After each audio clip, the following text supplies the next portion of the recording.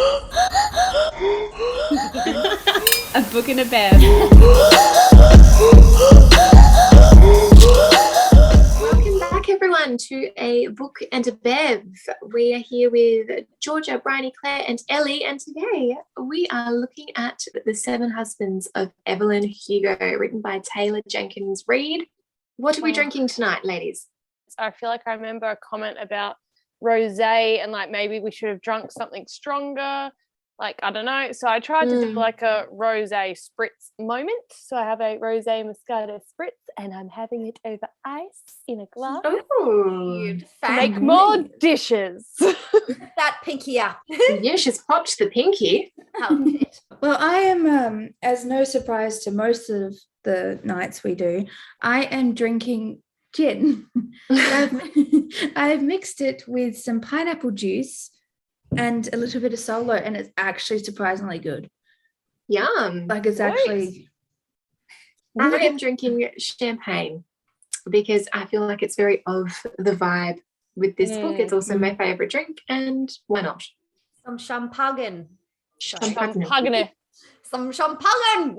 This is the Pregante thing all over again. It really is. Pregante. Yes. Well,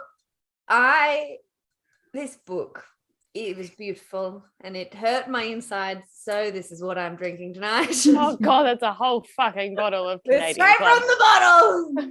Oh dear. Yeet. I would like to do a shout out to a friend of mine, Catherine, who reached out on Instagram literally 3 hours ago saying, oh, I've just bought this because I thought of you, and has literally bought The Seven Husbands of Evelyn Hugo on the night we're recording the episode. Cosmic energy, I will accept it. Fuck yeah. Fuck yeah. Mm-hmm. Just you. Look, I think you guys might have made me less opposed to like non-fantasy fiction. I was like, okay, this is cool. Are we changing you? I was going to say, you're changing. Maybe. But I honestly thought maybe she's going to kill all seven husbands. Like maybe it's going to be like a murder mystery. Why is everyone a murderer? It's just how my brain is. Book, Briony comes out with this shit. In Ugly Love, like Miles killed Rachel. Rachel was in a basement, and now Evelyn's killing all seven of her husbands. I was like, Black okay, Widow. so we're writing this woman's, like a Black Widow. That's what I thought. It was not what happened. No. And honestly, this gosh darn book, I'd had heard the name, but again, went in pretty much blind. And even as I was buying this book, like the woman at Dimmicks was like, this is a fantastic book. It's so good. And I was like, okay, cool. Like, I believe you. And then I finished this book in one day and I cried. I cried at things I didn't expect to cry at, which I'll tell you all about. I have the notes. Honestly, the complexity of Evelyn and the perspective of this character was just like, she's a challenging character. She's someone that doesn't do necessarily what you might consider the right things, but again, she's unapologetic, she's harsh and unrelenting, but she's also forced to compromise on things to survive and to get what she wants, and she has to make huge concessions in her life, and it's just so deeply human, and I fucking love this book. This book is called The Seven Husbands, right? But really it is about the two C's, and I have notes throughout the book that instead of the great loves of Evelyn Hugo's life being the seven husbands, which, like, from the name, that's what you're thinking about, it's about. But she's always choosing between her two C's, which I think are actually her great loves, and that is career and Celia. And I definitely thought you were going to say cock. cunt and cock. I had cunt in my head. I was like, cock. Cock It's and the Celia. bisexual journey. Cunt and cock. My feelings towards this book are very strong, and I couldn't recommend it high enough, in all honesty. And I'm so grateful that we actually read it. When I first somewhat heard what the book was about, I was kind of like, oh, it's probably just going to be like another, a writer getting reviews and stuff like that on like a celebrity's life and the romance of Hollywood and all that. But I was very happily mistaken. And obviously there are seven husbands in this book, and that's kind of obviously the point of it. But like, I feel like it was seven lives mixed into one, and there was so much that happened, and each step in Evelyn's life drew me in that much more. And don't get me wrong, I've enjoyed every romance that we've experienced in the books that we have read since starting this, but this one hit home and I was living for it. I also devoured this book. I was a little hesitant at first because I've actually read another book of Taylor Jenkins Reid, Daisy Jones and the Six. So that was one of our other bestsellers. And I didn't love the sticker on the front of the book. Yeah. Which you can't take off. Oh, I hate that. Hate that shit. And I didn't love Daisy and the Six. So I was a little hesitant that, oh shit, I hope this one actually hooks me in. And oh, it did. I just felt madly in love with Evelyn's friendship with Harry in the book as well, who also in my mind looks like Henry Cavill. Me too. It's basically like Spot the Henry Cavill in every book. Hey? She's like the reverse Scarlett Johansson. Yeah. Like she is every character that she shouldn't be, and we want him to be every character. Yeah. Even if he shouldn't be. Mm-hmm. Look, this book, I went in totally blind, as per Briony, like absolutely just had no idea. And I wanted to do it that way because I had heard such great things. I really wanted to have a really raw, like my own total opinion on what I was reading. It confirmed my belief that fiction will always be better than nonfiction. Yes. As it would have been absolutely impossible to find a biography that could paint the story of a woman's life like this book did. Like it was it was so good. And now, because of this book, historical fiction has just skyrocketed to one of my favorite genres because I'm like, I loved it. I loved it. And like, don't even get me started on the themes throughout the book. Like it was just, it was complex. It was hard to read, but it was harder to put down. And I definitely finished it at 2 a.m. and then cried myself to sleep. So thank you very much. Jumping on in, we meet Monique, who is a journalist, and she is writing about Evelyn's life as Evelyn's telling her. So really the book is from Monique's point of view, kind of. She's the first person you meet. And I loved that immediately from the first page, we are told that she is a biracial woman, and we are highlighted that in big, bold writing, essentially, and about her experience with that. And again, we're showing the importance of visibility and seeing people that are like you in positions of power, because she's looking at her boss, Frankie, and she's thinking, as a biracial woman myself, Frankie makes me feel more sure that I can one day run things too. And I remember reading that first page and I was like, oh, great, okay, cool, just rip my heart out. It's so beautiful and wholesome and I love it. And it's just great. I love the dialogue between Monique and her boss, Frankie, as well. So during this scene, there's this moment where Monique realizes she needs to like exude the confidence of a mediocre white man, so she can convince Frankie that she's capable of doing this job by interviewing Evelyn and getting the story. So the whole interaction from that point on was Monique asserting herself and then immediately feeling like she has to apologize. And I'm like, if that doesn't just sum up my professional life of being like, hi, I need this done. Sorry. Smiley face. As Monique is doing her research before she gets to meet Evelyn, because for some reason this Hollywood actress has requested this little lowly reporter to talk to her, and she's like, oh, why?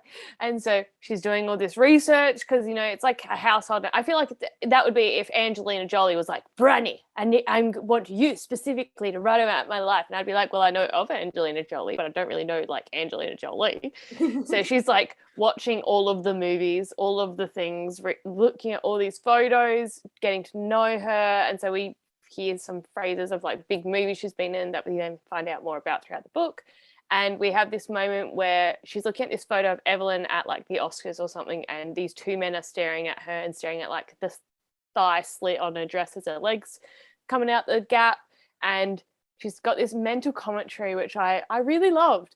It was, Evelyn always leaves you hoping just that you'll get just a little bit more, and she always denies you. I was like, I'm intrigued. And then throughout the book, there are segments of news articles about Evelyn's life that sort of break up the chapters. So to start with, we have this news article about Monique getting the story on Evelyn, and there's a comment section, which is like every comment section that's ever existed, ever. So there's lots of Karens with their opinions on everything about there being too much political crap, not enough political crap. They're focusing on the wrong things. And she's too skinny, not for me. Like, okay, yuppie pigs 3. No one asked for your opinion, you asshat. Yes, find yuppie pigs 3. Yuppie pigs 3. And just fucking... We don't want him. You can take him. The first time Monique meets Evelyn, it's in like her gorgeous apartment. You know, it's very aesthetically pleasing. We have this moment where Evelyn basically bamboozles Monique and goes, oh, you're not here to write an article about my like dress auction. No, I want you to write the story of my goddamn life. And Monique's like, oh God. Pressure. Drops her coffee basically. But there's this moment where Evelyn helps her carry stuff to like a room. And there's this quote, that charm that inspires devotion. And I just loved that. Imagine that you've gone to meet some hyped up person and they're just like, let me help you carry your stuff. Yeah. Just, loved it. But Evelyn is basically being like, do a Georgia and grab life by the dick and ride it into the sunset. And basically write the book. Don't be worried about what your work wants. Do it. And she gives us some very good life lessons, which is when you're given an opportunity to change your life, be ready to do whatever it takes to make it happen. The world doesn't give things, you take things. If you learn one thing from me, it should probably be that. I mean, I'm going to learn a lot more from you, Evelyn, but that's a pretty good one. Briony, I think we have a thing because you've stolen every quote that I highlighted in this thing that I was like, we need to talk about this. And you've said like everyone. We're on sync. So the question that Monique asks Evelyn, because this is the question that she thinks that most people will want to know, that she wants to know. And that question is, who is your greatest love, Evelyn?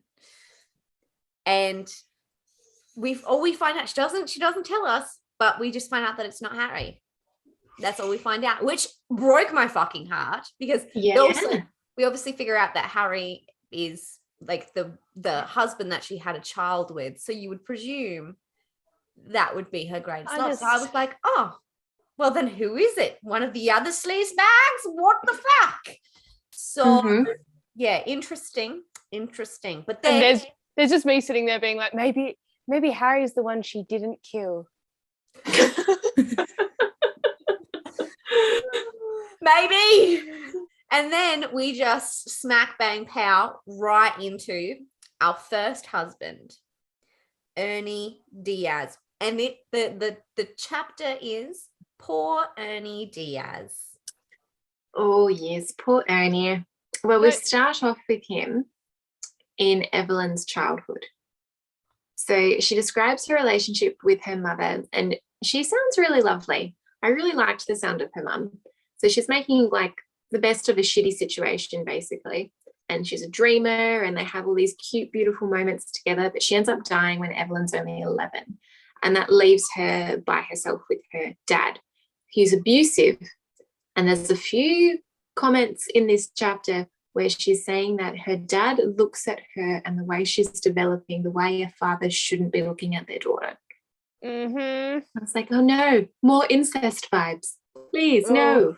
We don't want incest. We've already told you this. We don't want incest.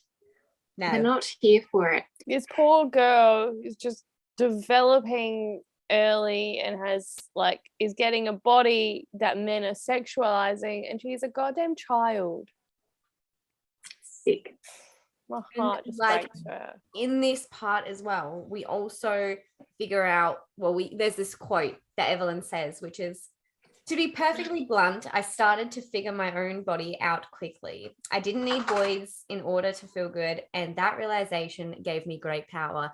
And I have never related to something so much more in my life because, hell yes, all I need in life is a block of chocolate, a bottle of red wine, and my dildos and vibrators. We have these moments where, obviously she's young and she unfortunately discovers that the world is fucking cruel, especially to young girls. And the 16-year-old boy at her local corner shop basically forces a kiss on her and is trying to force more on her, and she has this moment where she goes, I can either be the victim or I can get something from this because it's going to happen. I can't stop this. So I'm going to get candy from it. And, I mean, my heart breaks for her, but there's also this moment that even shattered me a little bit more, and it's where the quote of, he'd convinced himself that his wanting me was my fault, and I believed him. Oh, that's rough. That's so rough. Because what was he saying? Like, oh, the things you do to me or something like that. And she's like, I'm just existing. Yeah, your heart just breaks for her. But that's how she sort of works out that, all right, clearly I've got a commodity going for me, which is my body, and I can use that to get the things that I want out of life. So at 14, Evelyn hears that there's a guy in her apartment that is planning to move to LA, and that's her dream. She wants to get out. She wants to go to Hollywood and become an actress. So she knocks on his door, pretends to be 16, and he basically just falls in love with her as soon as he sees her, and they get married. And her dad signs off on it as well. He's like, Dad doesn't give a single shit about her. Yeah, not my problem anymore. Basically, we get this quote, right? And that's what I traded my virginity for, a ride to Hollywood. I just keep picturing like how different it was. This is probably so accurate to how some people would have to live and navigate the world. And just like, it's so different to what we go through today. And like, it just makes our problems seem so bleh, you know? Yeah, definitely. There's this other quote that, so when they get to Hollywood, she's basically like trying to make herself be small because that's what she's had, because she's been in a house with an abusive father. So, you know, flying under the radar, even though she looks the way that she does, she's kind of like, I need to get somewhere. I want to be an actress. I want to do these things. But to Ernie, I need to be blah. So the quote is, I wanted him to see me as harmless and domestic. I thought I'd get further if I didn't threaten him. It grated on my nerves to have to ask him how I could spend my own money, but I didn't see any other choice. Oh, yeah. And that's followed up with, then she has this moment where she says, I had told him I was someone else, and then I started getting angry that he couldn't see who I really was. And there's just all these quotes in this first bit, like as she's figuring herself out and getting set up, that just break my heart. Like, this girl is so young. She's a girl and she's doing this shit. Yeah. Well, she's 14 here. 14. It's just insane. Yeah. So crazy. And then Evelyn decides once they've gotten to Hollywood that her way of getting into the movie world is she will find a cafe and sit there and wait for someone famous to come and find her. I love her confidence. She's like, I am this fucking hot that they're just gonna look at me and be like, yes. Oh, yeah. I'll be discovered.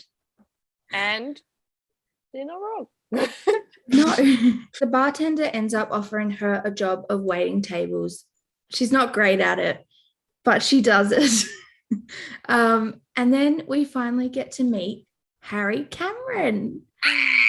He's a young producer and always says when he sees her, Jesus. Which, like, feel that. Like, that's how you want the reaction to be.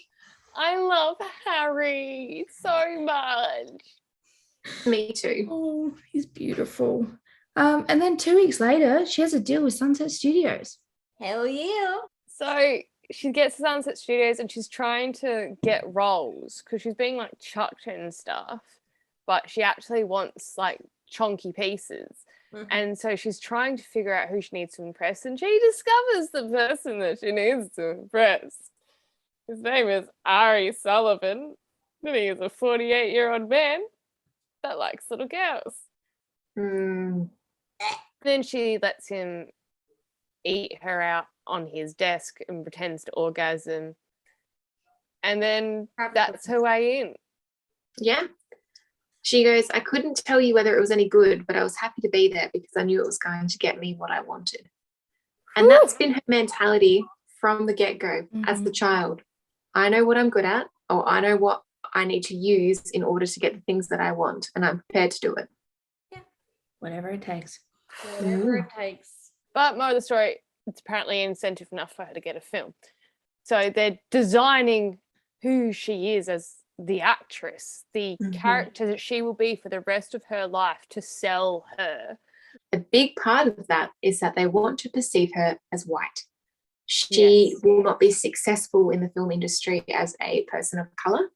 So they quickly do everything possible to shred her of every piece of her human identity. So they dye her hair blonde, they like pluck her widow's peak, they fix her teeth, they give her dialect lessons so they can eradicate like the Spanish New York accent that she's developed.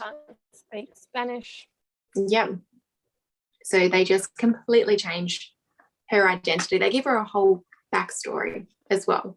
So they give her this questionnaire that she has to fill out, which basically describes what her upbringing was. And they go, okay, so none of that. Let's just say you grew up in like white suburbia and you had a Saint Bernard instead. That tracks. And they do all these photos of her like on a street with the Saint Bernard, like trying to be like, oh look, this is her. Like, yeah, so bizarre. While they're styling her, she figures out the angle that is her selling point. And it's that she was designed to be two opposing things, a complicated image that was hard to dissect but easy to grab onto. I was supposed to be both naive and erotic. It was as if I was too wholesome to understand the unwholesome thoughts you were having about me. Wow. And that's just, these moments really made me love Evelyn, though, as uncomfortable as they were. As much as it was awful because she's young and a victim of her circumstances, she's also absolutely making the most out of it. And like we've said, she is grabbing her situation. She knows exactly what she needs to do for what she wants. She's got her goals, and she is aware at 14, she's aware of the world she lives in a way that I don't know however many other 14-year-old protagonists, main characters would be. She's real about it, and she's not playing a victim, though she has every right to. Yeah. As much as it should have never happened, I feel like these parts of her stories are a testament and also a fucking pedestal dedication, like we've said, to the generations of women that lived this. Yeah. Like, have had to sacrifice their bodies and themselves for their dreams and fought tooth and nail to get what they wanted from the world. So just who look like the villains at the end of the day, but really aren't the villains. That's like one of the main things. Like, they look like the whores, they look like this, the guys look like these macho, beautiful, like awesome men who, you know, and the women. Yeah, but like, yeah. And that's when she changes her surname as well from Diaz to Hugo. Sounds French. And like the whole backstory to that was that she decided, I'll divorce Ernie. I'll do it because the production company were like, you need to be seen on dates with these other famous actors so you can get more press, basically. So she goes home and asks for a divorce that night. And that just makes me realize how many Hollywood relationships are orchestrated purely for the press moment. Like, obviously, Kim Kardashian and Pete Davidson. But then I'm like, oh my God, what if it's one of my favorite celebrity couples of all time, like Lively and Ryan Don't Reynolds? even fucking touch them. Don't even touch them. I will not. If that ever comes out, I will actually not believe in love. I will be dead. Another couple that, if they are a media stunt, Emily Blunt and John Krasinski. I will go down. If they are ever fake, I am actually going to fight. I swear to God, I will throw the fuck down. I feel like the ones that have children probably aren't. It's a long con in that case. That's a big commitment. Yeah. There's a lot of things happening for that to occur. Cameron and Evelyn. I know. What if one of them's really like a low key? Like, what if they've got? Oh my God. Anyway, so then she's divorced Ernie, and we're on to husband number 2. Yay. Goddamn Don Adler. One of the people that they set up for Evelyn to go on a date and show off with is Brick Thomas, which Brick. That is so explains sexy. a lot. You know what I want? a block Brick. of stone. Brick. Oh. After going out on a show date, he says to Evelyn when he drops her home, "Gonna be a lot of rumors about you and me tomorrow." She's like, "Yeah, sure is." He's like, "Let me know if you want to make them true." Not Jesus. that. No. Thanks, but no thanks. I'd pass. That's would why you rather didn't get laid. Literally fuck a brick. Thank you. Thank you and good night, sir. Good day. Good day. So the next date she gets put on, I think, is with Don Adler. And so he shows up and he's all smooth and he's like Hollywood royalty. And you're like, oh my gosh. And he's like, I watched like the cut of this movie you're about to be in. You're going to be great. And it's like, oh my God, thank you. So they're having this whole moment and you're like, okay, we know it's him. So then they get engaged on a red carpet. And he's like, you know, it'll be good press. And you're like, oh, this seems promising. Mm-hmm. So she generally, like, she's saying how like she hasn't felt this way about anyone really before. Like she's actually physically attracted to them. Yeah. She's sexually attracted to him. She has faith it's gonna work out. And I'm like, oh honey. And we have this quote where it's like, here's the thing about marrying a guy like that, a guy like Don Adler back then. You're saying to him, this beautiful thing you've been happy to simply appreciate, well now it's yours to own. And I was like, oh no. Not the foreshadowing. No. I did no. And like throughout this moment, so she's obviously filming her first like proper movie called Father and Daughter, where she's got like a proper big old role. And she's meeting all these people on the set. So we've got Ruby, who she becomes like somewhat friends with, but she pretty much makes it clear that like Harry's her only friend, and she's kind of set that stone like, Harry, I've got you back, bro. Don's my husband, Harry's my friend. Yeah. And there's this quote because she's talking about how like, yeah, she likes Ruby, but in the scheme of things, she says, to be honest, I would have thrown every single one of them in front of a moving train to get apart, and I think they would have done the same to me. And I was like, oh shit, it's a rough time out there. Bisha's gone. There is no like women's support group there. Oh, there ain't. It's just we're women for themselves. Fuck the feminism has left my body at that stage. Yeah. Oh my God. Oh, and then we find out our beautiful Harry, our gorgeous Harry, he does not like vaginas. He likes penises. He likes cock. He likes cock, and I was extremely upset, not because I was like, go Harry, love you for being you, but also I want you to love her. I didn't pick up any of the vibes they were putting down. I mean, I guess that's the point though.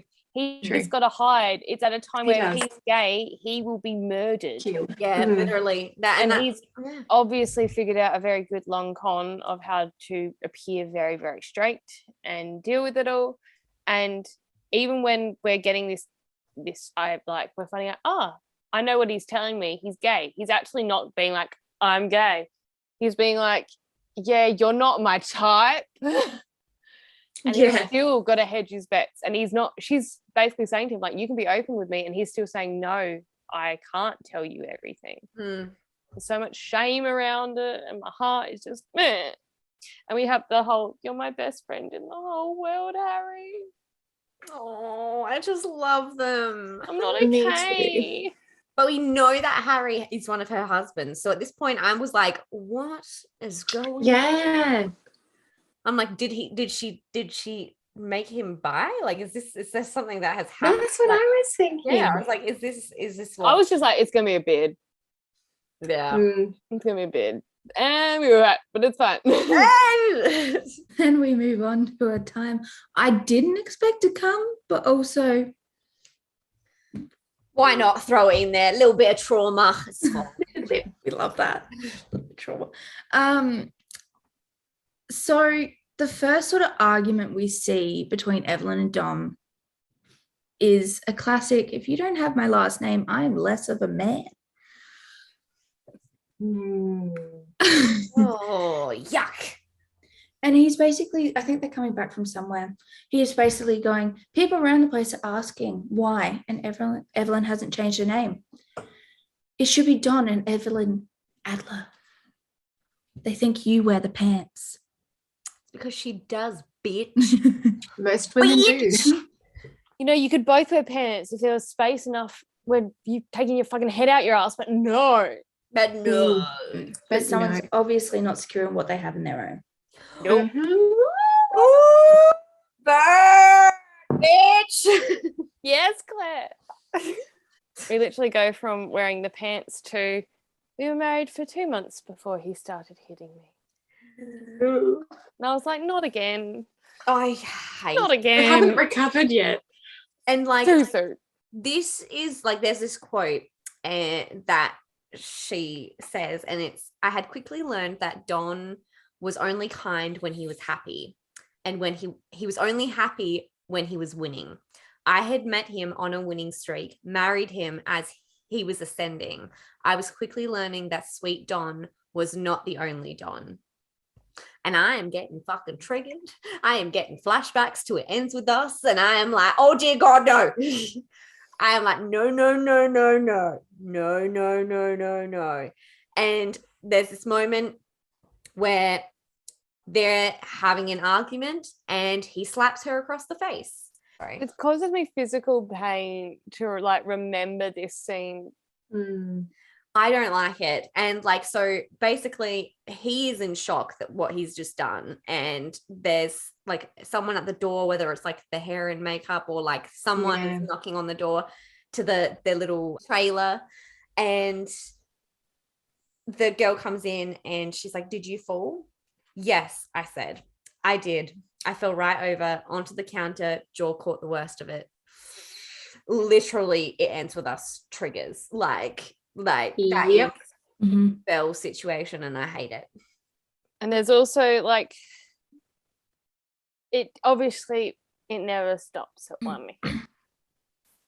So we learn like a man hits you once and apologizes and you think it'll never happen again. But then you tell him you're not sure you ever want a family and he hits you once more. You tell yourself it's understandable. That's what he did. And then at one stage he pushes her out of a car. Don't know if you guys just skim like I was like, I'm sorry, what? And when he comes crawling to you in tears the next morning, you don't actually believe him anymore. But now this is just what you do. The same way you fix the hole in your dress with a safety pin or tape up the crack in a window. No. My whole soul was just like, no. My heart. Oh, my God. Hurts. And then, we get a who did this to you trope. Yes. Harry sees that Evelyn has this giant ass bruise on her face, and this is the quote. Evelyn, he said, he put his thumb to my face as if he needed to feel it to know it was real. Harry, don't. I'll kill him. I love a who did this to you trope. I absolutely like. Oh my gosh, there's my favorite who did this to you trope is definitely in Throne of Glass. There's this moment. Yep. There's this bathtub moment. And oh my God, I as soon as I read that, I was like, I could not deal. I just can't. I just cannot. And in that moment, I desperately wanted Harry not to be gay. Because again, Henry Cavill vibes. It's the who did this. No one like, what can you can't fight against a who did this to you trope. There's just some part of you that goes, Hoya. I've been trying to sneak a Hoya into one of our episodes for so fucking long now, and I just went for it. I'm so sorry. You just slipped in there. It just really did. I almost missed it. I was like, oh wait, sorry. Someone just thought, give me a Hoya. I fucking love that. And then we get to this bit where Evelyn gets interrupted by her maid getting ready. So she's in a bit of a frazzled state. She's trying to get ready really quickly so no one can see the bruises that she's been trying to cover up. And the maid interrupts her and she turns around to her and snaps her hair and tells her to quickly leave. And the maid then decides to go sell her story to the papers. And Evelyn says, why didn't she tell the world that Don Adler was beating his wife? Why instead did she come after me? And we later find out that a story gets released that states that Evelyn is denying Don of a baby. And Evelyn says, people don't find it very sympathetic or endearing, a woman who puts herself first, nor do people respect a man who can't keep his wife in line. Ugh. I just hate it. I hate it. I hate it so very much. But that was the time. Like a woman's purpose was to give a man a child. Yeah. Like, that is what she was there for. And I mean, I just as well, like Evelyn being just the like unrelenting force of nature that she is, she goes, all right, well, I know how to spin this. We're going to fake a miscarriage. Mm-hmm. And that's in the story that gets leaked afterwards. And like she becomes a master at knowing how to manufacture the story to her advantage. Yeah. For better or worse, she knows how to handle a situation. Mm-hmm. She does. Then we meet, other than Harry, my favorite person in this book is Celia St. James, who Evelyn meets. Well, she already kind of knows about her, but Evelyn meets her she's been cast as one of her co-stars on Little Women. Evelyn actually tries to get her kicked off to begin with because she will outshine Evelyn, but they later become like best buds. Anyway, so Celia and Evelyn get drunk with a bottle of wine, and Celia is complimenting the shit out of Evelyn. And it's giving her butterflies. She doesn't know why. And I was living for this moment so much. I'm sorry, I'm really aggressively into this. I'm loving this so much. Please keep going. So Celia's telling Evelyn her real name, which is Celia Jameson. And Evelyn's kind of like, why did you change your name to St. James? Jameson is great. And she goes, because it sounds like a girl who might live next door to you. And I've always wanted to be the kind of girl you feel lucky just to lay your eyes on, like you. And I was going, I'm getting hot in here. She's trying to seduce me. Seduction. So it's like, oh. And then like, so they're getting like rip roaring drunk. Love that energy. They have this moment where like they spill the wine and Celia's changing her shirt and Evelyn's very distracted by the freckles on her body. And then, you know, they're like, oh, banter. And Celia goes, I hope you know by now that all of your secrets are safe with me. And Ellen has this internal monologue that just rips my heart and soul from my body. It's not okay. It's not okay. This quote fucking affects me. People think intimacy is about sex, but intimacy is about truth. When you realize you can tell someone your truth, when you can show yourself to them, when you stand in front of them bare and their response is, you're safe with me, that's intimacy. And by those standards, that moment with Celia was the most intimate one I'd ever had with anyone. Ah! Literally, the microphone is cut out for Georgia because of the frequency of her screaming is so... it's literally just... It's like, cancelled. I'm so stressed. Claire's over here sweating. This scene affected me so strongly. I was just like... It was captivating. It literally just stole everything. It was so beautiful.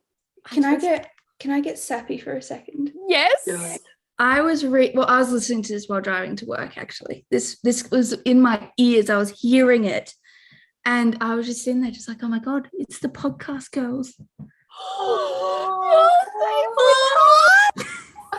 I'm crying. That's what came to my head. I was like, oh my god.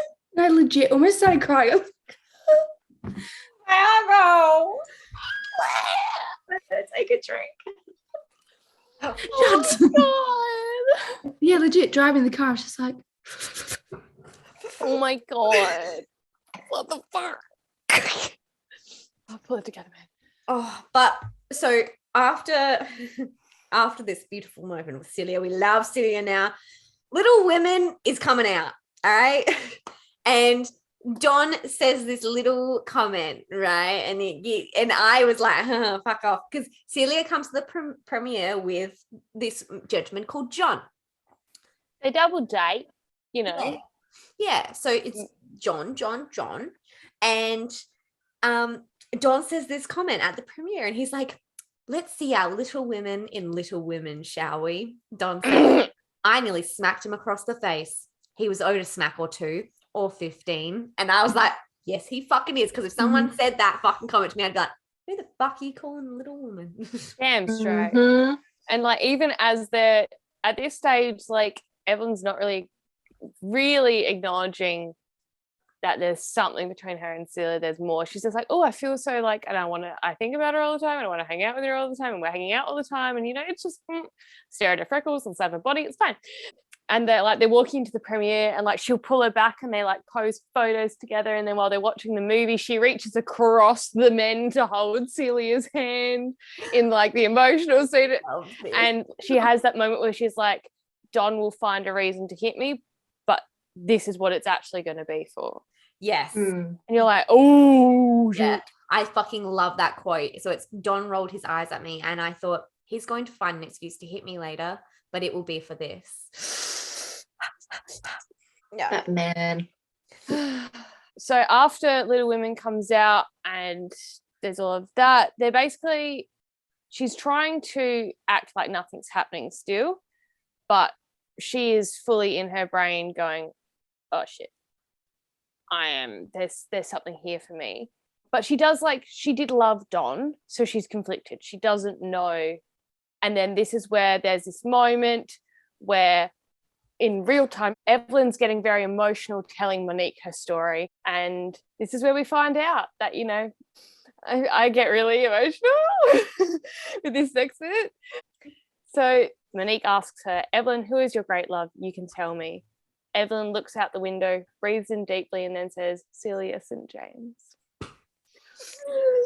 And this is when you're like, when I tell you that I fucking died, I literally, like, I was like, nope, no. I had my Kindle and I was like, nope, no. I love it. I need it. Yes. There's this moment where Monique in the current time is trying to be like, so, like, you know, just so we're clear, you're wanting to use this book to come out as gay. And Evelyn has this moment where she's speaking about the fact she is a bisexual woman, and she snaps at Monique when Monique labels her as gay and goes, I'm bisexual. Don't ignore half of me so you can fit me into a box, Monique. Don't do that. And this is literally where I started crying. I was a blubbering mess. The Snapchats I sent you guys of me crying was I just read this, and Evelyn is talking about the fact that she did love Don. There's no frame. If you don't have the framework, you can't know who you are. If it's not out there and you don't see it, you don't know it exists for you. Mm-hmm. And then she discovers that about herself. And I've never felt so seen in a book as I did with this. And I was very much just sobbing on the couch. My like little niece walked in and I was like, don't look at me. Auntie Briony's having a moment. I am. I think this book is incredible for representation in a number of areas in issues it talks about, but I felt that the way I wasn't expecting bisexuality in this, and it really affected me. I'm so glad you said that, because I kept thinking throughout the book that I loved how she was touching on all these things, but as I don't fit into any of the things that she's talking about, I didn't know if she was just saying it as like a token thing. I didn't know if it was an accurate representation of the issue she's trying to discuss. So to hear you say that, yeah, it is, and it's a good thing that she's talking about it and the way she's talking about it, it just resonates so much more now. This whole part of the book, I've never read something so true, in all honesty, because it's like I identify as bisexual, and it's, you get put into a little bubble of, oh, you're either this or that. It's still a thing. And even though I've technically been out since I was like 18, I will meet new people and they're all like, I'll be like, oh, I'm dating a girl. they're automatically like, oh, okay, you're lesbian. And I did that to Claire. She did. Yeah. But like, it's okay. But that's not what you identify as. It's not what you identify as. no, it's like, I'm not offended by it in any means necessary. But it's also just like, okay, this is still you put it in a box. That's what it is. We've opened it up a little bit, but it's still in there. And I think especially there's something that is said where it's like she wants to be seen exactly as she truly is, with all the nuance and shades of grey. Because you want to be, even though you identify as this, you want to be seen purely for everything that's within it. I was so happy when I read this part of the book, because I was just like, finally, I get a little bit of gay. Because Briony, you identify as bisexual too. Yeah, I identify as bisexual as well. Yeah, and I identify as pansexual because I just love people's souls. That's what I like. I love their peoples. Oh, well, I'm just the basic white girl who loves dick. You do. I like dick too. Just like one. Like one singular. One. Ellie's like, heterosexual monogamy. Good for me. And I am the bisexual girl in a heterosexual monogamous relationship.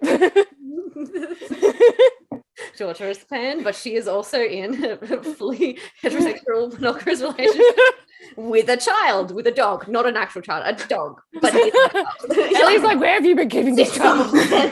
Where is this child? He is sitting right behind me. He's fine. Bless. China. China. Go team, go. Look at us. Look at Look at us being so diverse. And like, I mean, Ellie, you kind of said as well, there are a lot of things in this book that obviously it covers a broad range of issues, and we are all notably white women. So there are some things that we can only hope are accurate reflections of a biracial experience and for people of colour. Yes. But from the bits that we can identify with, this book felt very true. It felt very well done. It had the nuance, and it was just... So we leave that happy moment, and Don cheats on Evelyn because he's an insecure man-child. Flip off the table. So she leaves him, and she basically pursues Celia.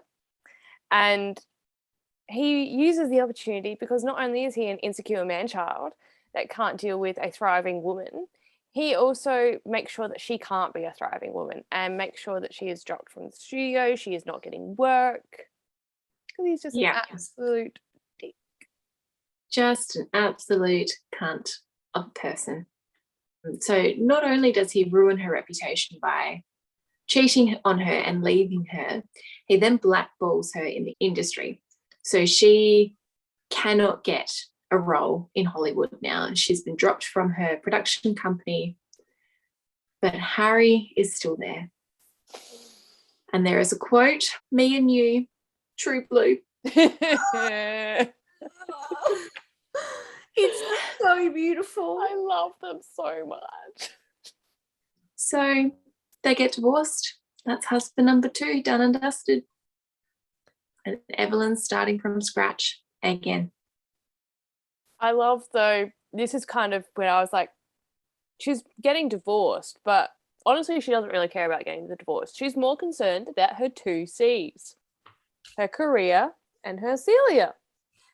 She has this quote where it's heartbreak is lost, divorce is a piece of paper. And Monique, who is listening to Evelyn tell her story, is in the process of getting divorced and is feeling this in all types of ways. But I loved that. I was like, fuck yes. Divorce is a piece of paper. Just like marriage is just a piece of paper, really. It was like, honestly, I wasn't sad about the end of my marriage. I felt like my marriage had failed. So it was done. Yeah. And I was like, I love this. Yeah. Evelyn moves in with Celia and they're doing a will we, won't we, woo. And then they just basically, you know what? She goes, no, I fucking love you. Let me take your bathrobe off and let's fuck. Love. I was like, it's spicy. I love it. Easy. There was this one quote, I was cackling. So like Celia's gone to an awards night and Evelyn was at home kissing the TV and chipping it too. I fucking loved this.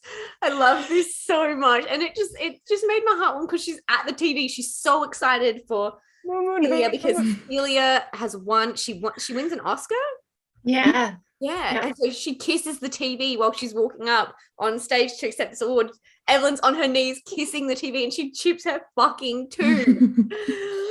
And then like Celia comes home and she's like drunk and she's like, what's wrong with your tooth? And she's like, I chipped it kissing the TV. Yeah. Everyone's all like, oh, she's gonna be out having a party all night. I'm just gonna roll up in bed. And Celia rocks up drunk. She's like, sup, bitch, here I am.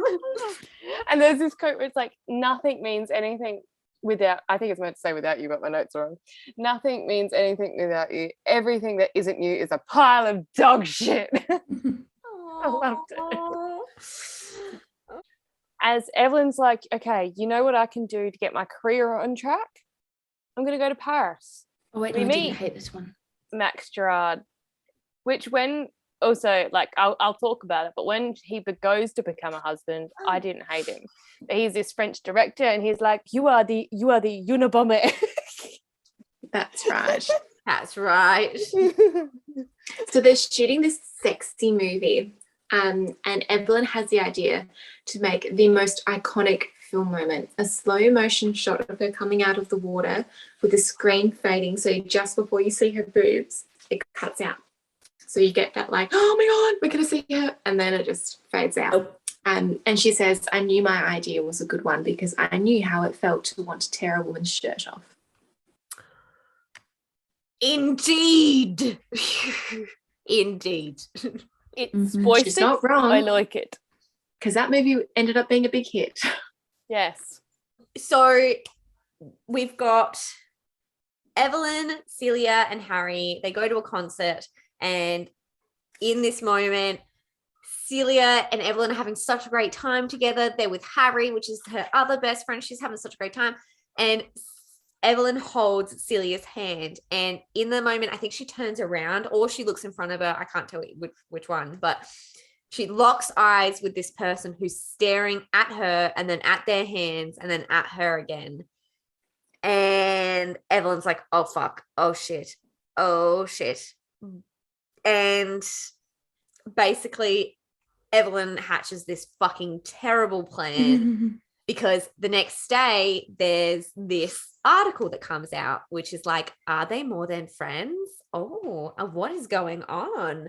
And so to get the press off of their backs, because Evelyn's like, I need to save her career. I need to save my career. Even though she's not saying I need to save my career, she's like, I need to save Celia's career.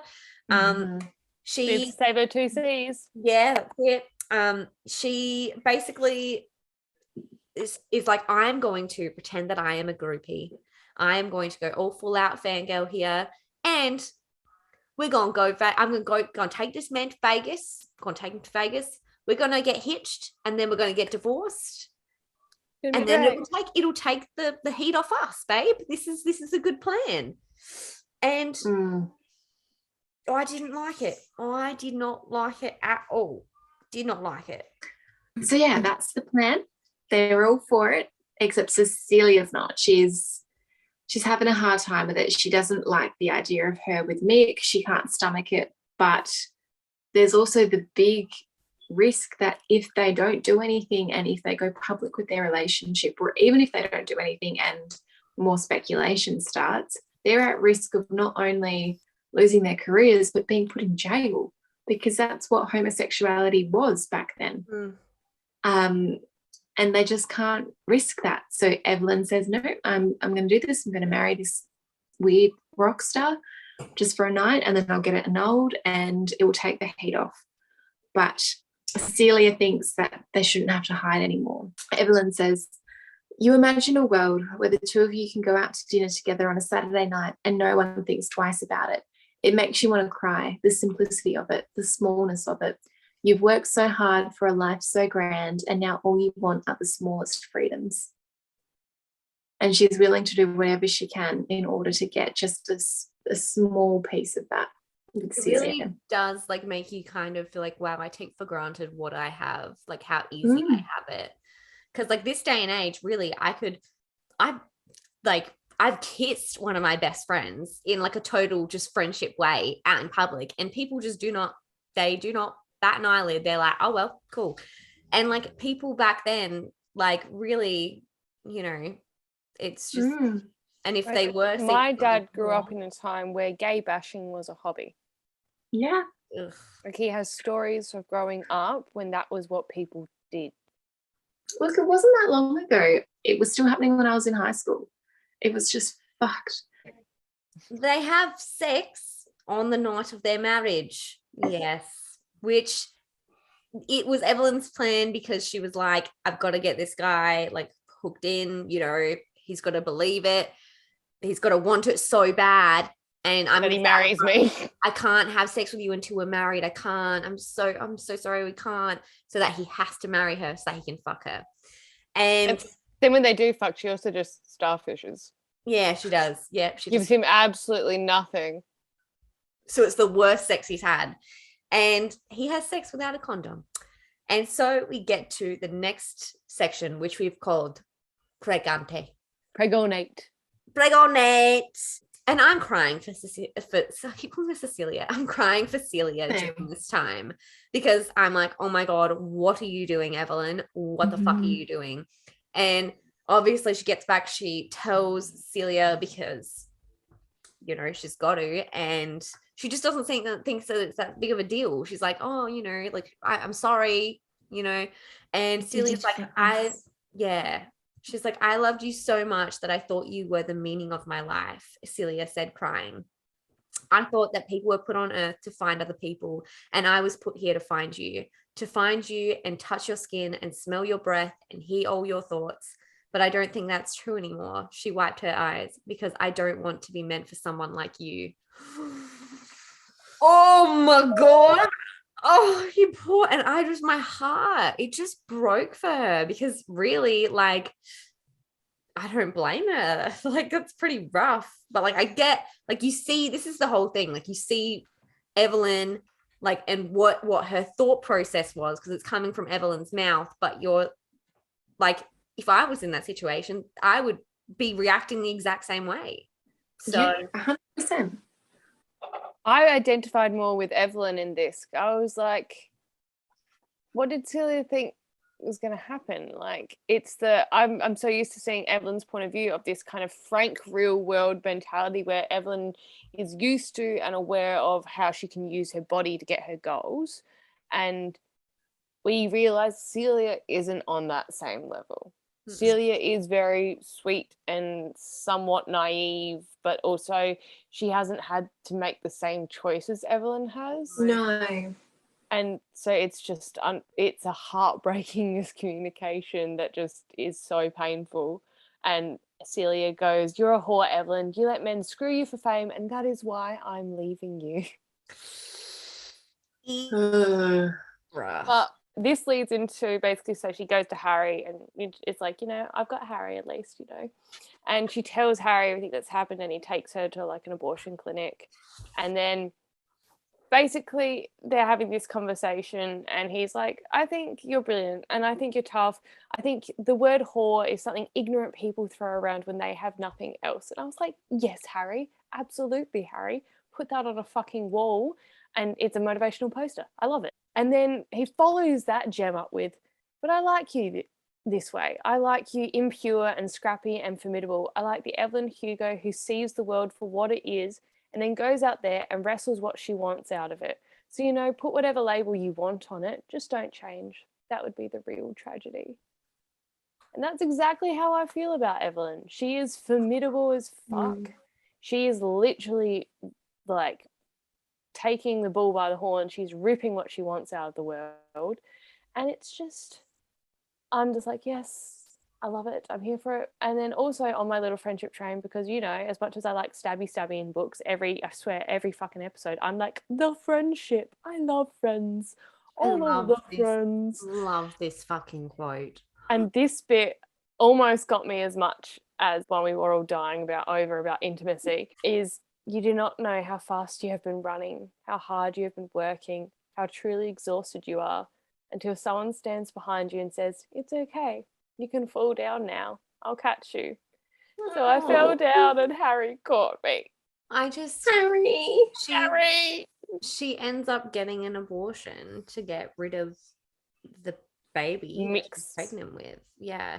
And Harry just takes her to the abortion clinic, brings her home, puts her to bed, like is such a beautiful friend. And that's when that quote comes in, and I felt that, because it's like, that is something that I imagine like my best friend or like my mum doing, you know, just someone who is someone that you was your ride or die, like you would literally like, and I just am like, that is, and that's why True blue. I'm so glad that it was framed in the way that it was, because too often abortion is framed in like, it was a choice I had to make because of the circumstances I was in. If I had to do it again, I'd do it differently, or I feel I was torn up about it, I was distraught, I regret my decision, yada, yada, yada. Evelyn says, may it make its way to the record books that I never regretted, not for 1 minute, ending that pregnancy. It was the right decision. On that, I never wavered, but I still cried the whole way home. It's acknowledging what she did was fucking horrible and terrible and not something that she wanted to do and experience, but not something she regretted. And I think that's a very good distinction to have in a book like this. Evelyn is fucking one of my favorite characters. Yeah. Like she's just, to be honest, she's actually a lot of what I wanted Nesta to be. There's a lot of the same harshness and formidable self, and like that type of, they're the qualities I hope Nesta develops in future books by Sarah J. Maas. Oh my gosh. And then we meet who I think looks like the young Brad Pitt. I love this guy. Picturing young Brad Pitt vibe. Mr. Clever Rex North is number 4. I am there. I actually love an arrangement marriage trope. When two people are like, we're fully aware of our shit and that we're going to be using each other, but we both stick to the terms of the agreement because we want what we signed up for. I love that. Yeah. When it's straightforward, straight arrow, that's what we like. Just easy peasy. No complicated feelings, just straight up, simple using. I'm also there for when they secretly fall in love with each other and can't resist each other, and then it becomes a true romance story. I like that too. Yes. Both are fine for me. Yeah. Turns out there's a spanner in the works. Rex has been seeing his ex semi-regularly, and she is now pregnant. And they come up with an amazing idea.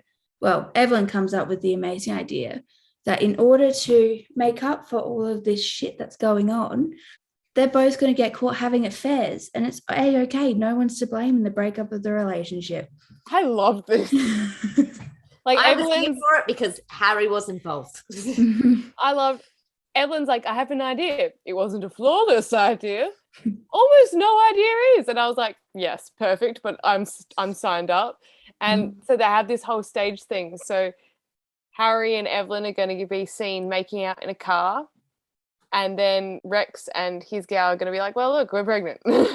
And they're going to cancel each other out, and no one's going to get the bad press because they've both cheated. So it's fine. Exactly. And I love that Harry goes all out. He's like, I'm putting my hand down your shirt, grabbing a titty while we're here. May as well. Might not ever really enjoy doing it ever again. So may as well do it with one of my besties. Give it a go. And so we're cutting in between and like Evelyn's own recounting. And Monique is having this internal monologue, and we're like, oh, okay, cool. She's listening to Evelyn say all these things, and all of a sudden she comes in with this fucking spanner, and we're like, where? What? And it says, I have no idea that in less than a week, Evelyn Hugo will finish her story, and I'll find out what this all has been about, and I will hate her so much that I'll be truly afraid I might kill her. And you're like, I'm sorry, what? I was like, since when? And we're like, what is happening? And there's a couple bits throughout this book where it's just like the last sentence is like, I'm going to hate her, but we don't know why. And it's like, what is happening? And even Evelyn says things like when Monique will express like she'll feel sorry for her or she'll express sympathy, and she's like, no, don't feel sorry for me, you of all people. And we're like, why her of all people? Yeah. So then we are on to husband number 5. Brilliant. Kind-hearted, but tortured Harry Cameron. Secretly all of the loves of our lives. Yeah. Brilliant, kind-hearted, and tortured. Strapping. We're at the Oscars. Evelyn's finally like, yes, something's happening. It's Evelyn and Celia and Ruby. They're all up for the same category. And I am loving Harry's little hype up for her. He's just like, and especially for her and Celia. And she's like, she left me. He's like, you slept with someone. She's like, for her. And he's like, oh, thank you. And she's like, why are you thanking me? And he's like, because I want you to be happy. And it appears I have to reward you for doing things in your own favor. Stop it. Oh, I love them. Harry says to Evelyn, if she wins, aka Celia, which is a big if, and she comes to talk to you, I will hold you down and force you to listen and speak to her back. Just like, yes, repping the relationship I am here for. And then Thank you, Harry. Yes. Also love Harry, but like I'm like, I feel like Harry's about to like pull open his like shirt like Superman. It's just gonna be like Team Celia. Because he is Henry. Remember. All fitting into place. Is this so good? Because I just pictured it all happening. Team Celia. Anyway, Celia wins. I'm fairly sure. Yeah, Celia wins. Yeah. No? She doesn't. No, Ruby wins. Because they're looking at each other and then neither of their names are called. But they don't care. And then they're like, let's go. Bathroom. You want fuck? Let's go have it. Well, Evelyn goes in, bawling her eyes out. And then Celia's like, Evelyn. And they're talking. And Evelyn goes to Celia, you shouldn't have left me. And Celia's like, you shouldn't have let me leave. I'm like, no, you shouldn't have let her leave. But also I'm like, come on. You're a big girl. You made your own decisions. You did. But still get back together. Please. And they do. They have a make-out session in a public bathroom. It's just like, whew, just saying. Pent up. Oh my God. Harry and Evelyn end up getting married so that they can have family and go about their little lives married but still seeing other people.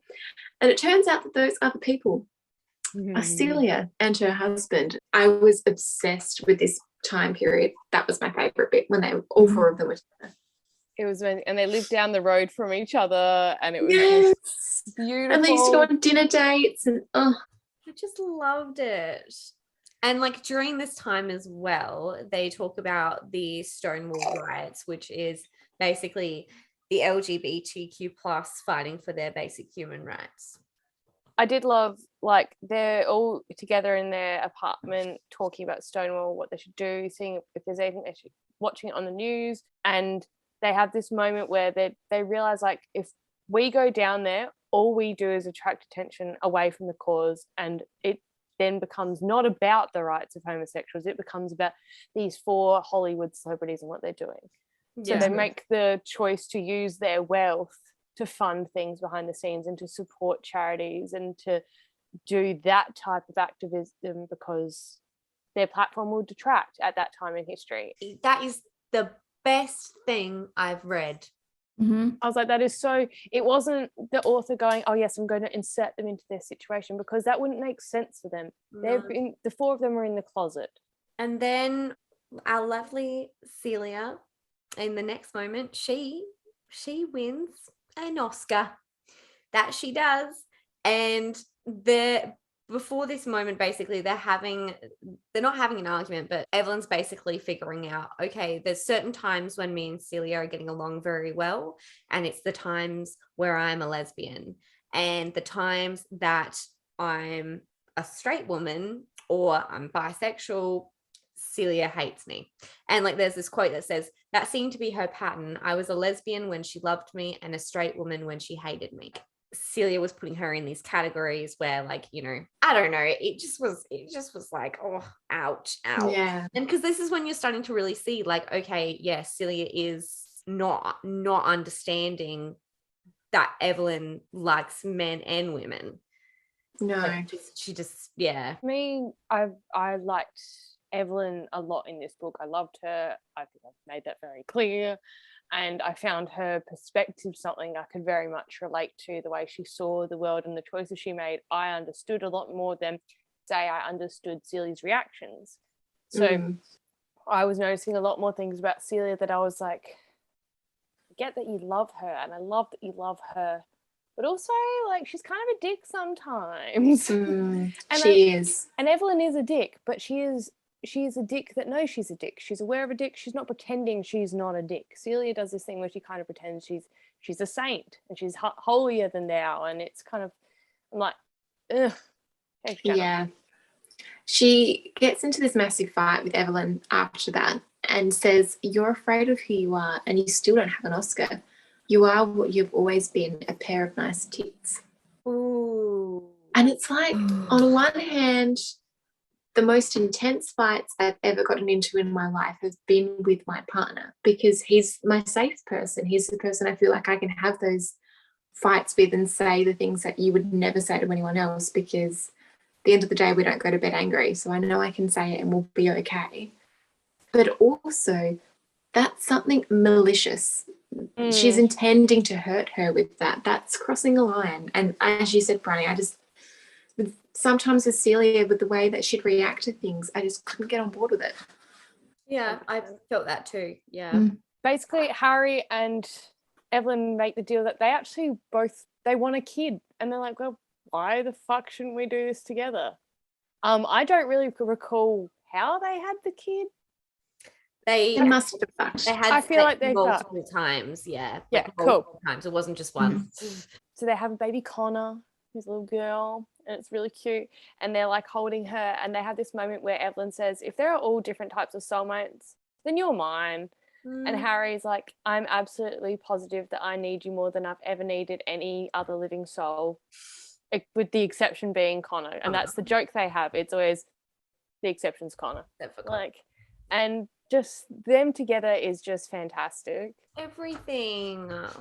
But we go from again, we come back getting this whiplash, because you're having these beautiful moments with Evelyn and Harry and now their daughter, but then you've got Celia, who, like, Evelyn spoke with Celia about the plan to have a child, how they were going to do it and all of that, but Celia again wants to put Evelyn in this box.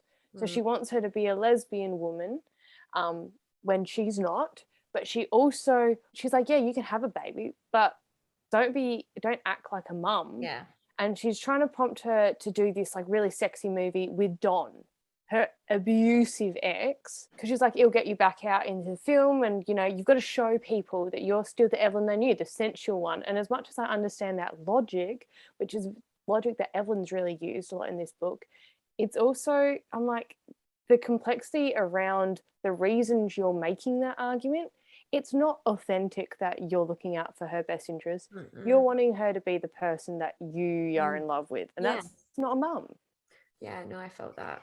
She meets with Don, and they essentially have this discussion where he apologizes for being an abusive prick, says he's now sober, he's stopped drinking, and she's basically like, saying sorry doesn't excuse you for being an asshole, but they basically come to an agreement to do this film together. So it's meant to be really unhinged and edgy for the time, and the director, who's Max Gerard, who did the boob out the water slow motion thing, he goes, I want to see, like, a really authentic sex scenes. And at that time, female orgasm on screen isn't really a thing. So at the time, the idea of filming a graphic sex scene with a woman orgasming and experiencing pleasure was just like, oh my God. So Evelyn felt really conflicted about doing it, but she agreed to do it. And then after she's shot it, she went and asked Celia for permission to do what she'd already done, see why that wouldn't really work. And Celia goes, thank you for asking, but I'm not okay with it. And she turns around and goes, I've already done it. And it obviously becomes a hideous fight, and Celia leaves. And then Evelyn says, in retrospect, I put her in a position continually to have to approve my choices at her own expense. Celia may have left me in a huff, but it was death by 1,000 cuts, which, mind you, is a Taylor Swift song. Oh, God. Then a sad part happens in the story. Good old John carks it. What was it? Was it Heart attack. Yeah, okay, yeah. At like But what, it's in his 50, 58? 50s. Yeah. But Harry's He's not young. okay. Mm-mm. Mm-mm. Harry's beside himself. And at the funeral, Celia actually attends but doesn't talk to either Harry or Evelyn. And then little Connor kind of recognized her and she's like, Mum, do I know her? And Evelyn's just like, oh my God, yes, you do. And she's like, from that movie that we watched. And she's like, Oh, and I can't think of the quote, but it's like at that moment I realized that my family had fallen apart. Yeah. I think it's at that like point. it's real then for her. Yeah. And then cut to Evelyn finally wins an Oscar, but at the expense of losing Celia. Sorry, it still gets to me. And at this point, Evelyn's really struggling with keeping her career, keeping Celia. Obviously, she's lost one, but has really gained the other. Oh. And she's like, I lost the woman I loved because I cared about being famous as much as I cared about her. Oh, God. And one of her quotes is, when you end a marriage, you're supposed to lose sleep over it, aren't you? But I don't. I sleep free. And that quote was actually something that resonated a lot with me, because a huge fear of mine growing up was actually making the wrong decision when it came to love, because my parents have been married for over 30 years. My grandparents have all been married for over 50 years plus. My whole family, everyone's married, everyone. And they've all been together for many, many, many years. And so growing up, there was this expectation, even now that I'm with Aiden and now that we have a house, there's an expectation you get married, you have children. Whereas me and Aiden aren't on that path, or we at least aren't on that path right now. And like, there's this expectation of like, you know, you've got to do things for the norm. And that's like her quote being like, you know, you're supposed to lose sleep over ending a marriage because that's what norm people would expect you to do.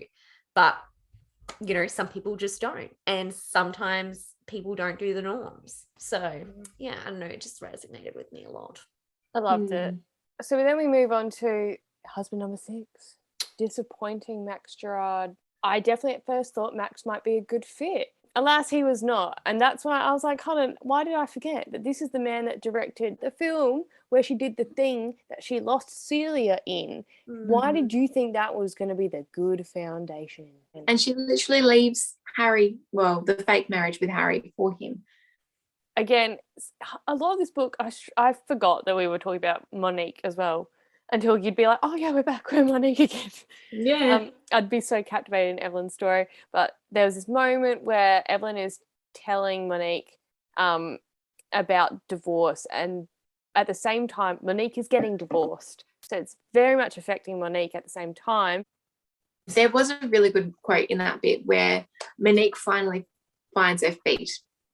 So she confronts her ex-husband and says, you know what, this isn't for me. And she goes, why until this moment did I not realize that the issue is my own confidence, that the root of most of my problems is that I need to be secure enough in who I am to tell anyone who doesn't like it to go fuck themselves. Why have I spent so long settling for less when I know damn well that the world expects more? Oh, I just like the lessons she's learning from Evelyn. Yeah. Hearing this strong woman's story and being like, you know what, I'm going to channel that in my life and I'm going to get confidence and I am going to change the things that I am not happy with. Yes. Then Max becomes a fucking prick and I don't know why we're surprised. No. We find out he really he liked the idea of Evelyn, didn't actually like Evelyn. It took me 4 months to realize that Max had no intention of even trying to love me, that he was only capable of loving the idea of me. Eek. Big eek. Eek. Yeah, no. And then Celia wins another award. And in her little speech, she says, and to whoever kisses the TV tonight, don't chip a tooth. And like they haven't spoken in like, you know, and she reached out. So Celia and Evelyn, I almost forgot her name for a second. That would have been bad. Evelyn decides to reach out and write Celia a letter because she's not confident enough to give her a call. Plus, I don't actually think she answers for a hot minute. And they write each other letters and she's just like, hey, just just popping in, seeing how you're doing. Also, please, I love you. Sorry, it's just really cute. And she's like, I want to call you. She's like, no, I can't talk to you. I want to see you. No, I'm not ready. I still kind of hate you, but I don't. And then they do. They meet. Oh my God, and the quote.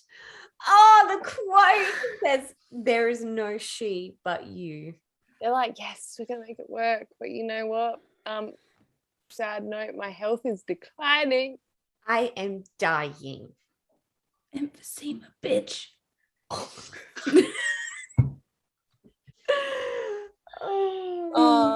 So yeah, she's got emphysema. It's a hot minute. We're crying, but it's okay. Everyone's crying. I'm laughing right now. And then Evelyn goes back to Celia's house. She's never been there before, but she says, we're home. Oh, we're home. They talk about going to live in Spain together and taking the daughter and taking Harry. And Harry's like, I have a job.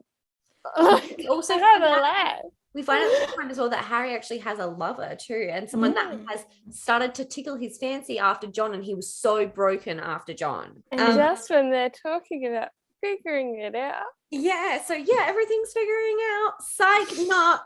Harry's in a car accident. He did. Also kind of predicted this. So Harry has a car accident. So he was actually drink driving, and he had his lover in the passenger seat, and they crashed into a tree, and the other passenger did not make it. And she pulls Harry out of the car, and the driver that is in her car, they actually get out of the car and they drag the passenger over to the driver's side, so it looks like he was driving the car, and they try to take Harry to the hospital. They remove Harry from the whole situation because they go, no one's seen him here. Yeah, it was so fucking sad. Evelyn says, I want you to stay, Harry. We need you, me and Connor. I grabbed his hand tighter. But if you have to, so I don't know what to do. I was so ready for this quote, Claire. I'm sorry, I don't know what just happened. And you just, what have you done? George is ready. She's like, I'm ready for this emotional journey. And Claire's like, I ain't ready. Hold that thought. Okay, let me start again. Okay. I want you to stay, Harry. We need you, me and Connor. I grabbed his hand tighter. But if you have to go, then go. Go if it hurts, go if it's time. Just go knowing you are loved, that I will never forget you, that you will live in everything Connor and I do. Go knowing I love you purely, Harry, that you were an amazing father. Go knowing I told you all my secrets because you were my best friend. I'm dead. Okay. I'm dead. I'm actually dead. Connor doesn't really cope with the death of a dad. Fair, goes a bit off the rails, becomes a bit of a druggie. It's a threesome at 14. Yeah, that's a lot. That is a lot. That's a lot. Then we jump on to husband number 7. Celia's brother. And they're in Spain. Yes. So Evelyn has to come clean to Connor to tell her about Celia eventually, because we're moving to Spain. I'm marrying her brother. But I'm not actually marrying her brother because I'm in love with her brother. I'm marrying him because I'm in love with her, and the world can't accept us, and we're just moving, okay? And you're off the rails, so we need to do something about this. You're going to have dinner with me every night. This is happening. You're going to therapy. And then the quote that killed me was, I hugged her and kissed the top of her head. And just when I was going to let go, she wrapped her arms around me and hugged me back. And she had that moment, and then she came back to her. Only for her to die. Oh, God. While they're in Spain, they have 6 great years in Spain. And, you know, at one stage, like, Celia is slowly getting sicker and sicker. Connor is really looking up to Celia's brother and is really bonding, and that's helping her actually recover from her issues. But Celia and Evelyn go, why don't we get married? I mean, we've never done it. What's stopping us? And they just stand up, you know, and they're like in like their Coca-Cola t-shirt, and they're just like well, I take you, do you take me? And like it's like this really funny moment where they marry each other and they use like a hair tie as the ring. But there's this quote where it's I have been married 7 times and never once has it felt half as right as this. I think that loving you has been the truest thing about me. And then Celia dies in Evelyn's arms. Just stop that bubble that you were blowing up there. It's like feelings, love, emotions, happiness, death. Oh my But gosh. there's this moment where like, so Celia dies in Evelyn's arms and obviously she's not taking it well. As they're taking Celia's bodies away, she is like a mess. She falls to the ground and is sobbing. The quote is, "Robert did not help me up. He got on the floor next to me and wept." Oh my gosh. And then the fucking quote. Oh, I had lost her. My love, my Celia, my soulmate. The woman whose love I'd spent my life earning, simply gone, irrevocably and forever, and the devastating luxury of panic overtook me again. There it is. We go on from that, and Robert ends up being an incredible father figure to Connor until he dies at like the good old age of 81. Like he does a solid trek. At least he had a good innings. And then just to, Really top it off. Oh, Gets her 39. 39. And there's a quote which got me even more. I told her every single day that her life had been the world's greatest gift to me, that I believed I was put on earth not to make movies or wear emerald green gowns and waved at crowds, but to be her mother. oh, My heart. This book's just broken me. He is. yeah, I was sobbing. The bit that killed me, I held her when she puked from the chemo. I wrapped her in blankets when she was so cold she was crying. I kissed her forehead like she was my baby again because she was my forever baby. Because they are your forever babies. This is fine. This is great. This is fine. Pain is just completely manageable. Mhm. And then just to... Get absolutely fucked. She made it 18 months before she passed away. And when they put her in the ground next to her father, I broke like I have never broken before. And the devastating luxury of panic overtook me, and it has never left. Oh, and so as we're going through, and we're just like, Jesus Christ, we've just read that. How can we recover? And then we get more. And everyone's like, I've been saying you're gonna hate me this whole time. Surprise! You hate me. Surprise. Yes, ma. You know how your dad, you thought he was a drunk driver and that's why he died? Plot twist. He was fucking Harry and I put him in the driver's seat. Yeah. Oh, when I tell you that I literally was like, what? I mean, towards the end, I was like, I could kind of see, I was like, it's got to be something to do with her dad. I thought maybe, I was like, maybe Evelyn had something to do with her dad. Like, as soon as I saw this, I was like, what the actual fucking fuck is going on?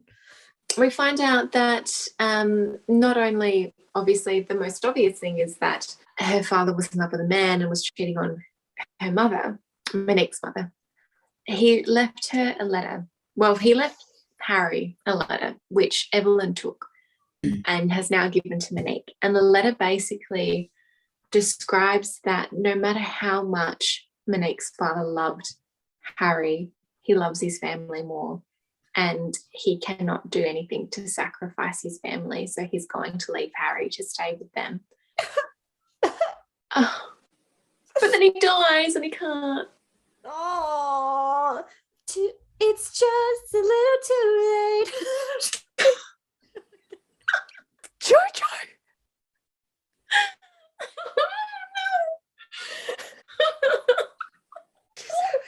Jesus! It just started coming out. I couldn't stop it. Anyways, just to push on through, is at this moment that Monique goes, hold on, what's happening here? And Evelyn's like, well, turns out I've got breast cancer now. And we're like, oh dear.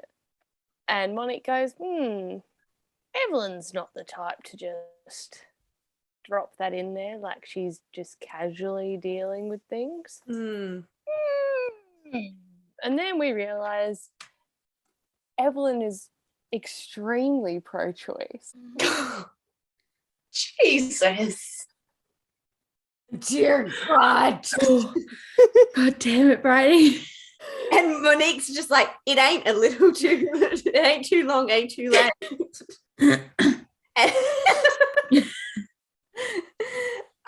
Evelyn trusts me with her story. Evelyn trusts me with her death. And in my heart, I believe it would be a betrayal to stop her. Because she figures out, she's like, she's going to kill herself. She lets it happen, and she ends up that night, her and her mum watch one of Evelyn's films, and she falls asleep listening to Evelyn's voice, and in the morning Evelyn is dead. She has this quote as well. They do this little photo shoot where she says her dress is low cut, revealing her still ample cleavage. And it occurs to me, the very thing that made her will be the very thing to finally take her down. Yes. Fuck. Oh my God, I just got that. The titties. Yeah, but I was like, oh yeah, tits out, you know, where it's not the whole breast cancer thing. She died because she was a slut.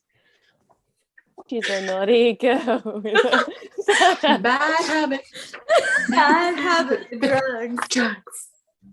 Oh my God. Ecstasy. Can't say I thought we were making a Summer Heights High reference. Literally. This podcast, so here we are. Oh my God.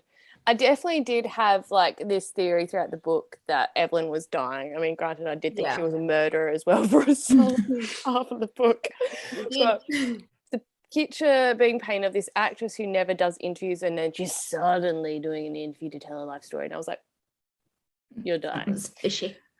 But I did think they handled the issue of assisted dying, choosing when you die. That I thought it was handled very well. It made complete sense to the character arc. I was happy with the choice. Yeah, yeah. And after Evelyn dies, Monique ends up asking her mother about the relationship that she had with her father. Basically, her mother ends up telling her that it wasn't passionate, but they just liked each other a lot and they were like best friends. And it just gave me Harry and Evelyn vibes. It made me warm and fuzzy. And there's this quote that Monique says towards the end of the book that is, maybe one day I'll find someone I love the way Evelyn loved Celia. Or maybe I might just find someone I love the way my parents loved each other. Knowing to look for it, knowing there are all different types of great loves out there is enough for me for now. And I love that. That is such a beautiful quote. I think I will literally take that quote to the fucking grave with me. It's beautiful. It is beautiful. It is. Monique puts out Evelyn's story and we get the teaser of the article for the upcoming book where she basically goes, what Evelyn would like you to know is that she was a bisexual woman, that she loved Celia and she spent her whole life loving Celia, having to hide it, but she knew how important visibility was. And it's like, that's the whole testament of this book. Visibility is so important. She loved Cecilia. She was a bisexual woman. And it was just like, yes, the story is out, and I was happy. Yeah. Yeah. It was beautiful. It was such a good book. It was a very good book. Thank you, Ellie. Go on, Ellie. And now, your favourite moment, T Swift. Are you ready for it? A little bit of a twist. Are you ready for it? Are you ready for it? Sorry. Yeah. Now, twist on what I normally do. I normally give you a song. Today I'm giving you a letter. So when Tay-Tay released the Reputation album, she had a little letter that went with it. I shall read you a snippet.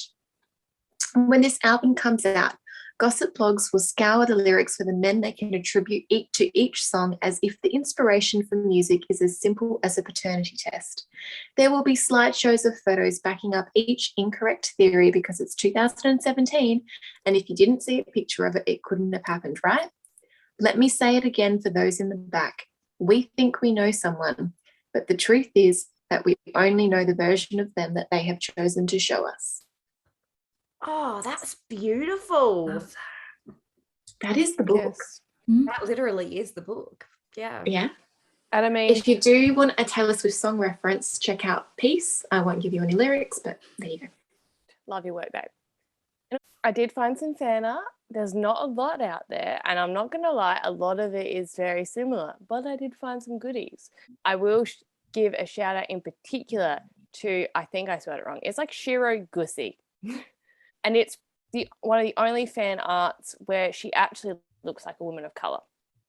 A lot of it, I mean, I know she is a biracial gal, but a lot of the fan art is she does look a lot more white, and I understand that she was passing, and that was part of the reason that she could, you know, we had this whole moment where they tried to hide her colour.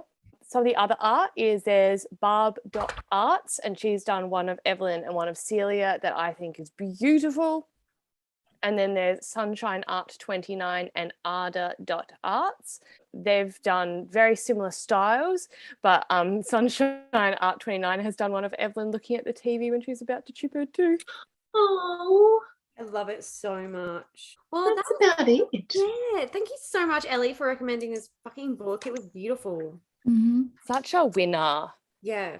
Our next episode is going to be something a little bit different. We are introducing a new thing that will reappear. So if you have books that you would like us to read, now is definitely the time to send us your messages, your ideas of books, because we're going to be talking about a lot of books, and we're going to give you some snippets of what we're going to be doing from here on out. So stay tuned. It's going to be slightly different, but I promise it'll still be chaotic. Yes, as always. Like, follow, subscribe. All those. What did the youth say? What do you say? Like, comment, subscribe. Leave a comment down below, but don't be mean because I'll delete it. Find us on TikTok. If you want to watch the video, it's on YouTube. And that's it. Yeah, that's it. Thank you so very much. Bye, guys. Bye. Bye.